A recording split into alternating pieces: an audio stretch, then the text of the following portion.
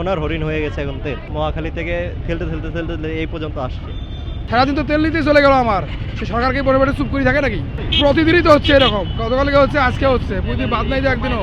নতুন একটা অভিজ্ঞতা, এক্সপিরিয়েন্স হচ্ছে। আমাদের অফিস সাধারণত হচ্ছে 8 ঘন্টা ডিউটি আমরা করি, কিন্তু এখন যে বর্তমান পরিস্থিতি আমাদের হচ্ছে অফিসের পরে এই তেল নিতে সময় চলে যাচ্ছে 3 থেকে 4 ঘন্টা। 2 ঘন্টা লেট করে গেলে তাহলে চাকরি থাকবে কখন? এখন তেল পাবো মনে করেন সারাদিন লাগবে মনে হয়। আমাদের কখনো বন্ধ নয়, তেল কন্টিনিউ চলতেছে এবং 10 জন আমাদের কন্টিনিউ তেল দিতেছে। 24 ঘন্টা খোলা, 24 ঘন্টা খোলা। কালকে রাত্র পর্যন্ত কোনো রকমের কোনো এইভাবেই ছিল সর্বপ্রথমে। তেল দিচ্ছে 200 টাকার তেল। এখন তেল যদি এটা 5 লিটার করে দিত তাহলে মানুষ এত ভোগান্তি হতো না, মানুষ এত ইয়ে করতো না। তারা হয়তো বা টাকা রেট বাড়াবে, এটার জন্য তারা মানে একটা সংকট তৈরি করতেছে, যে মানুষকে বোঝাচ্ছে যে তেল নাই, কিন্তু আসলে পাম্পে খোঁজ নিয়ে দেখা যাচ্ছে তেল আসছে। তারা একটু পর পর তেল দিচ্ছে আবার বন্ধ করে দিচ্ছে। এটাতে আমাদের সাধারণ বাইকারদের এটা মানে একটা ভোগান্তি হচ্ছে। এটা কৃত্রিম সংকট করছে, আসলে কিন্তু আমাদের কোনো সংকট নেই, তেলেরও কোনো সংকট নেই, পূর্বের দামে নির্ধারিত। রোজা রেখে আসলে এই হয়রানিটা আসলে না করলেও হইতো আর কি। ট্রাস্টের সিরিয়াল, এই মহাকালী আইসা সিরিয়াল ধরলাম।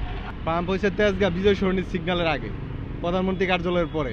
এই জীবনের প্রথম যে তেলের সিরিয়াল ধরলাম, সেই তেজগাঁর সিরিয়াল আইসা মহাকালীতে ধরলাম। মানে অন্যরকম একটা ফিলিংস ভাই। গরমে দাপাদাপি, ঘরের চালের স্থায়ী সমাধান আনোয়ার সিমেন্ট শীট। জীবনে এরকমের কোনো এত বড় সিরিয়াল আমি জীবনে দেখি নাই। এত বছর ধরে গাড়ি চালাই, 2008 সাল থেকে এখন পর্যন্ত এরকমের তেলের হাহাকার দেখি নাই বাংলাদেশে। রোজার মাস কষ্টকর একটা বিষয়।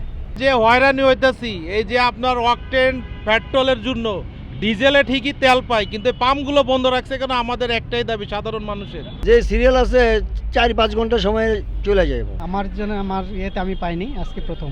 এই এতক্ষণ পর তেল পাবেন, কেমন লাগতেছে বিষয়টা? এটাও একটা ভালো লাগছে যে অনেকক্ষণ পর যাই হোক তেলটা তো পাবো এখন আর কি। আমরা চাচ্ছি যে যত দ্রুত সম্ভব এই পরিস্থিতিটা আমরা উত্থান চাই এবং হচ্ছে আমরা যেন আগের মতো তেল যেভাবে পেতাম সেভাবেই পাই।